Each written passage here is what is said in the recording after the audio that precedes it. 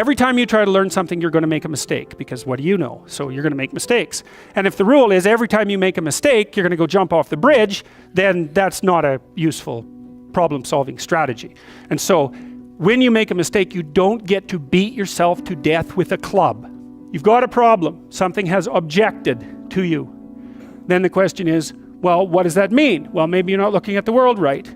Maybe your goals are wrong. Maybe you're not acting properly. It's okay. So the question that arises when an obstacle emerges is, which part of this structure needs attention? And the first answer can't be all of it, right? Because there's a piece that's broken somewhere, and then you might think, well, let's assume it's a little piece to begin with. That's the right mechanism. Watch the people around you like a hawk. Whenever they do something that you think is good, you tell them, try to do something good, and creep right back into their persona, and they'll look around and see if anyone noticed.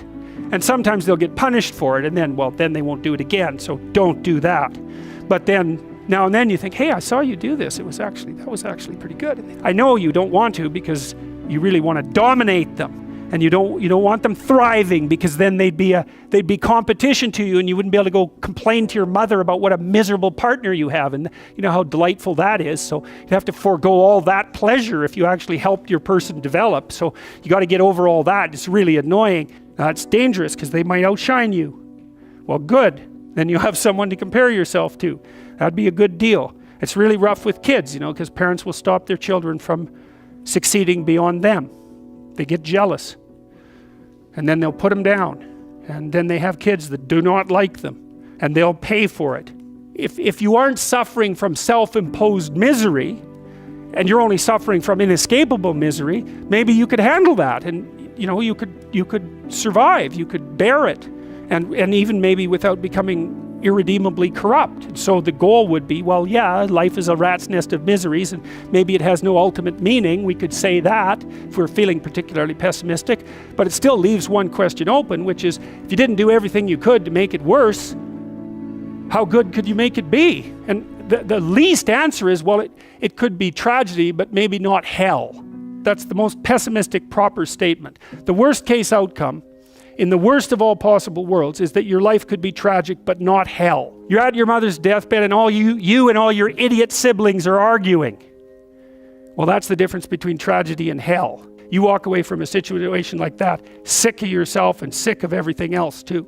And it's often the case that tragic circumstances bring out the dragons, because the stress is high, and all those things that people haven't dealt with, they don't have the energy to repress. And all the bitterness comes pouring forward.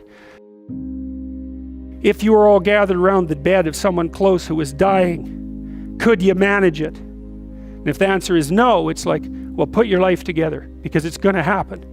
And you should be the person who's there that can do it, and do it properly. And then maybe you'd find that it isn't the sort of thing that will undermine your faith in life itself. You don't want to be the thing that clings so desperately to the raft that you can't let go when someone comes to rescue you, right? You don't want to be that. So then you think, well, exactly what are you? You're not the chaos, you're not the plan. Maybe you're the thing that confronts the obstacle. And then when you know even further that the obstacle is not only an obstacle, but opportunity itself, are you so sure that this is a problem? Is that the only way that you can look at it? Or is it an opportunity? And maybe you're in the order, and maybe you're in the chaos, but those can flip on you. And maybe you shouldn't be in either of those places. Maybe you should be right in the middle. That's when you go down, you see, when you're down in chaos and you don't know what the hell's going on, you have to rediscover the values that have oriented people forever. That's what you have to discover. So for example, when I'm dealing with people who have post-traumatic stress disorder, and they've usually encountered someone malevolent, they have to relearn the description of good and evil. Because if they don't, they have no framework. They're lost. They think, well, there's malevolence afoot in the world, because the only thing that a monster won't mess with is another monster. And you might say, well, I don't want to transform myself into a monster. It's like, you don't have a choice. You can either be a pathetic monster, or you can be a monster with some power. Those are your options. There's no non-monster alternative, weak or strong. And I don't mean strong like dominating tyrant strength. That isn't what I mean at all. I mean strength like functioning at a funeral strength. And that's a kind of monstrosity. And when you're down in chaos, that's what you have to rediscover. You want to be safe?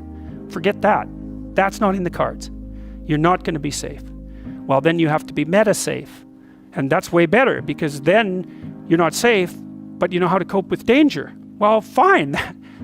That solves the problem. And maybe it's even a better solution, because if you're safe, then you just have to stay in your burrow.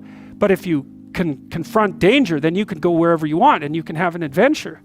And maybe that's what you need to do, is to go out and have an adventure. So you don't even want safety, because how exciting is that? Let's say we made you perfectly safe. All that you had to do was eat cakes and worry yourself with the continuation of the species. What would you do? You'd smash it all down as soon as you possibly could, just so you had something interesting and challenging to do. So you don't want safety. You want to be able to cope with danger. That's a whole different thing. You don't get to be safe ever again. Well, so what happens? You get to be stronger. Well, hey, turns out that's a better bargain anyways.